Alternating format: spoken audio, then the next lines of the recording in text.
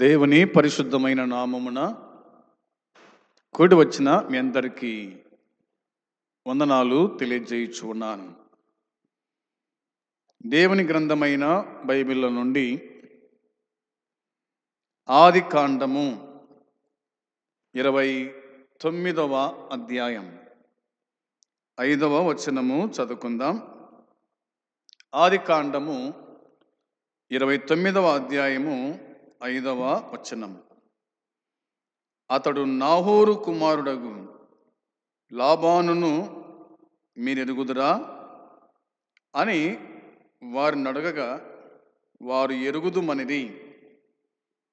చదువుకున్నటువంటి లేఖన భాగము నిమిత్తమై ప్రభు సహాయం కోసమై ప్రార్థన చేసుకుందాము. ప్రేమగల పరలోకమందున్న మా తండ్రి, నీ ప్రియ కుమారుడు మా రక్షకుడైన యేసుక్రీస్తు ప్రభు యొక్క నామములో నీ సన్నిధికి చేరుటకు, నీ సన్నిధిలో ప్రార్థించుటకు మీరు మాకిచ్చిన ఈ భాగ్యాన్ని బట్టి కృతజ్ఞతలు, స్తోత్రాలు, స్తుతులు చెల్లించుకుంటున్నాం. పాడిన పాటల్లో తోడే ఉండి జ్ఞాపకం చేసుకున్నందుకై స్తోత్రములు. చదువుకున్నటువంటి లేఖన భాగమును దీవించండి, ఆశీర్వదించండి. మీరే మాతో మాట్లాడుతురండి. వినేవారికి మేలు క్షేమం దయచేయండి. దీనదాసుని మరుగుపరిచి మాట్లాడుమని మాటలాడనయున్న యేసుక్రీస్తు పరిశుద్ధమైన నామంలో ప్రార్థించుచున్నాము తండ్రి, ఆమేన్. దేవుని వాక్యమైన బైబిల్ నుండి మనము ఆది కాండము 29వ అధ్యాయము 5వ వచనము చదువుకొని ఉన్నాం. యాకోబు తన తండ్రి ఇంటి నుండి బయలుదేరాడు. తన తల్లి సహోదరుడగు లాబాను వారి ఊరికి వచ్చినాడు. ఆ ఊరి పేరు హారాను అనేది మనకు కనిపిస్తూ ఉంది. మంచిది.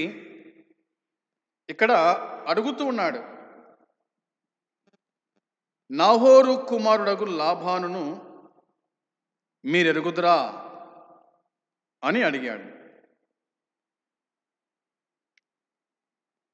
అంటే తాను పారిపోతూ తన అన్న యొద్ద నుండి ఈ అడవిలో లేదా పొలములో గొర్రెల మందలు కాసుకుని వారితో సంభాషణ చేశాడు. ఊరి బయట ఒక బావి ఉండగా గొర్రెల కాపర్లు వారి మందలకు నీళ్లు పెట్టడానికి ఆ బావి యొద్దకు వారి మందలన్నీ సమకూరుస్తారు. అందరొచ్చి ఆ బావి మీద ఉన్న రాయి పొర్లించి వారి మందలకు నీళ్లు పెట్టేవాళ్ళు. ఆ సంగతి మనకు పై వచనాల్లో మనకు జ్ఞాపకం చేస్తూ ఉంది. ఆ తర్వాత 3వ వచనం మనం చూడగా ఇలా రాయబడింది. 3వ వచనంలో, అక్కడికి మందలన్నీ కూడి వచ్చినప్పుడు బావి మీద నుండి ఆ రాతిని పొర్లించి గొర్రెలకు నీళ్లు పెట్టి తిరిగి బావి మీద రాతిని దాని చోట నుంచెదరు. 4వ వచనంలో, యాకోబు వారిని చూచి, అన్నలారా మీరెక్కడి వారని అడగా వారు, మేము హారాను వారమనిది అనే మాట ఉంది. అన్నలారా మీరెక్కడి వారు, మీరు ఏ ప్రాంతం వారు, మీరు ఏ ప్రదేశం వాళ్ళు అని అడిగినప్పుడు వారు, మేము హారాను వాళ్ళము, హారాను ప్రదేశం మాది అని వారు ప్రత్యుత్తరం ఇచ్చినట్టుగా దేవుని వాక్యం గుర్తు చేస్తూ ఉంది. అప్పుడు అన్నాడు, నాహోరు కుమారుడగు లాబానును మీరెరుగుదురా? లాబాను నాహోరు కుమారుడు అని దేవుని వాక్యం పరిచయం చేస్తుంది. ఈ లాబాను యాకోబుకి ఏమైతాడు? లాబాను యాకోబుకి ఏమైతాడు అంటే మేనమామ. తన తల్లి సహోదరుడు.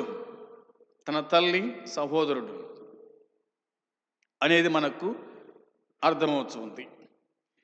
వీరి యొక్క సంభాషణ లేదా తన తల్లి రిబకా తన మేనమామ లాబాను గురించి మనకు ఆదికాండము 24వ అధ్యాయం అంతా కూడా మనకు జ్ఞాపకం చేస్తూ ఉంది. ఆ 24వ అధ్యాయంలో ఇస్సాకు పెళ్లి అనగా యాకోబు తల్లి అయినటువంటి రిబకా పెళ్లి మనకు ఇక్కడ కనిపిస్తుంది. దాన్ని మనం ధ్యానం చేయటం లేదు, కానీ విషయం గుర్తు చేస్తున్నానట్లా. యాకోబు హారాను దగ్గర తన తల్లి కుటుంబాన్ని వెతుకుతూ ఉన్నట్టుగా దేవుని వాక్యం చెబుతుంది. యాకోబు హారాను దగ్గర తన తల్లి కుటుంబాన్ని వెతుకుతూ ఉన్నట్టుగా దేవుని వాక్యం మనకు గుర్తు చేస్తుంది. తన తల్లి రిబకా వివాహమైన తర్వాత ఏనాడే కానీ ఆమె పుట్టింటికి వెళ్ళినట్టుగా చరిత్ర లేదు. అసలు ఆమె చనిపోయేంత వరకు పుట్టింటికి వెళ్ళినట్టుగా వాక్యం చెప్పటం లేదు. అయితే యాకోబు చూశాడు హారానులో ఉన్నటువంటి తన తల్లి కుటుంబాన్ని, తన అన్న కుమార్తెలను యాకోబు చూడగలిగినాడు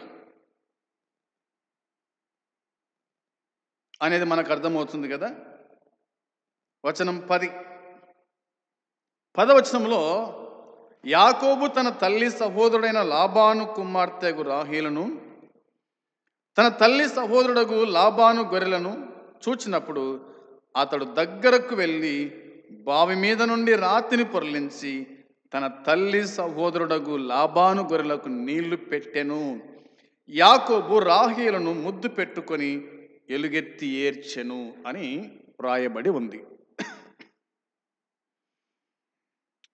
గమనించండి మాట. యాకోబు తన తల్లి సహోదరుడైన లాబాను కుమార్తెయగు రాహేలును తన తల్లి సహోదరుడకు లాబాను గొర్రెలను చూచినప్పుడు అనే మాట ఉంది. తన తల్లి అనే మాట రాబడింది. యాకోబు తల్లి తన తల్లి సహోదరుడు లాబాను, తన తల్లి సహోదరుడు కుమార్తె రాహేలును, తన తల్లి సహోదరుడు అతని మందలను చూచినప్పుడు అనే మాట ఉంది. తన మేనమామ కుమార్తెను చూచాడు, రాహేలును చూసినాడు. తన మేనమామ గొర్రెల మందను చూశాడు.